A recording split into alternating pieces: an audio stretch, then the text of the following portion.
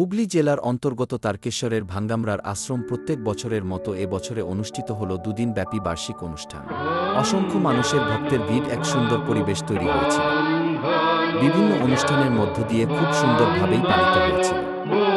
সঙ্গে ছিল সবার খাওয়ার ব্যবস্থা, এক অবিরল শান্তি এবং শ্রদ্ধা, যেখানে গেলে চোখে পড়ে এক সুন্দর পরিবেশ। ঠাকুর রামকৃষ্ণ, মা শারদা, স্বামী বিবেকানন্দের প্রতিচ্ছবির কাছে প্রত্যেক মানুষ তার শ্রদ্ধা জ্ঞাপন করছিল।